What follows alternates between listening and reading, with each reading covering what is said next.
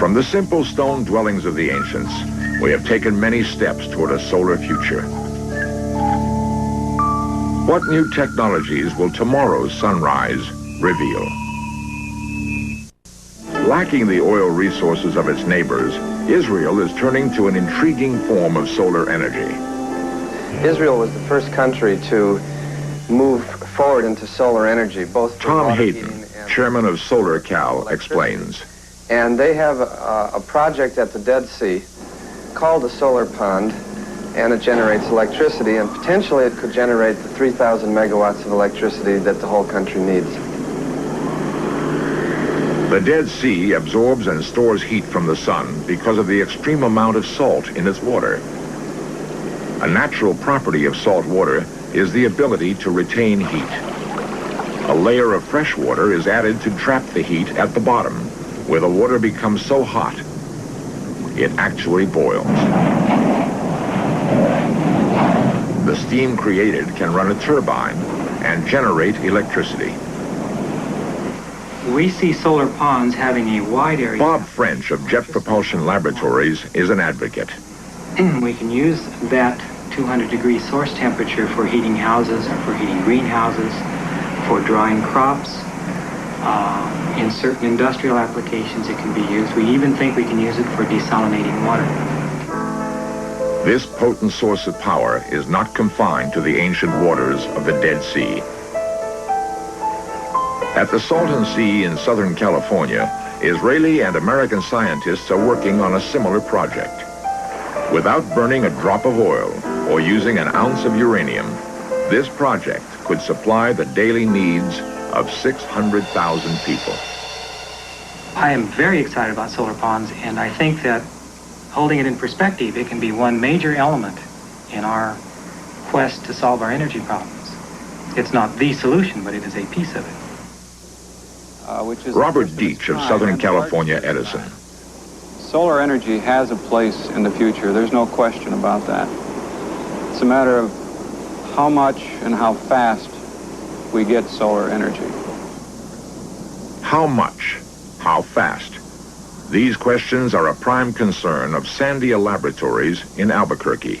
We spoke to the director, Glenn Brandvold, about the potential of photovoltaic cells. Photovoltaic cells are a relatively new invention, something like only 25 years old. A solar cell is one of the simplest devices you can think of. You take one of the most common materials on Earth, silicon, purify it, put a very small amount of electrode material on it, expose it to sunlight, and electricity flows. No moving parts, nothing to wear out. Kind of the ideal solar to electric converter. Can this simple device be even more efficient? Sandia engineer Glenn Schaefer explains one approach. We can use a concentrating lens such as this one to concentrate the sunlight onto the solar cell and thus replace the expensive solar cell with a low-cost lens. It turns out nature is occasionally kind. If one doubles the sunlight illumination on a cell, you get more than twice as much electricity out. Presently, we're designing systems with optical concentrations of, as we say, 50 to a couple of hundred suns illumination. And the prospects are encouraging that these kind of systems, in fact, can be lower cost than flat panel silicon cells. Producing electricity in a laboratory is one thing. But can photovoltaic cells work under actual conditions? Strangely enough, the search took us back to a desert landscape like the one seen from the cliffside dwellings of Mesa Verde. The village is Chuchulik, and the 95 people who live here are Papago Indians. Many generations of their people are buried in this parched soil.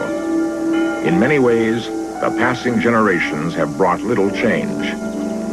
The people of Chuchulik still struggle against the elements to raise their livestock and eke out a living under a burning sun. Until recently, the town had no electricity. The villagers gathered water by hand from a single well. The only sources of light were candles and kerosene lanterns.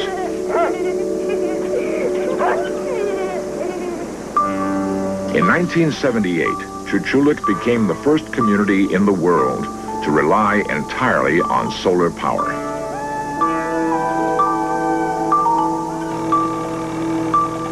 These photovoltaic cells were installed by the National Aeronautics and Space Administration. They create 3.5 kilowatts of electricity, which can be stored in this special cluster of batteries. David Santos, chairman of the village, monitors the system. In spirit, at least, he is a descendant of the cliff-dwelling Indians of Mesa Verde, pioneering a solar future. What the NASA people put in was the refrigerators and a washing machine and a sewing machine, and also the water pump. It runs the water pump. Everything is automatic. A single washing machine, electric lights, refrigeration. A humble step, perhaps, but a fundamental one for these Papago Indians. They do believe that they are happy with the lights and out of their refrigerators they're getting ice cubes and the washing machine. I believe they're pretty happy about it. Next, producing enough electricity for a small town is one thing, but can solar energy meet the needs of our high-tech society? We'll take a look when In Search Of continues.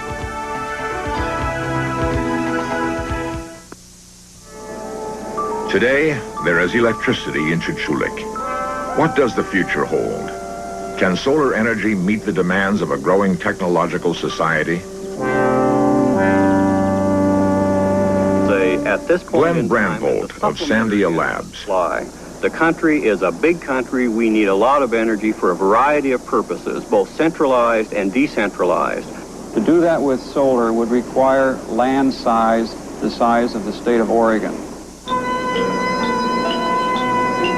These huge mirrors are still now. They are part of an experimental power plant called a central receiver tower. When these heliostats begin to move, they will act as a concentrating lens the size of 8 football fields. Computer control allows each mirror to track the sun with total precision.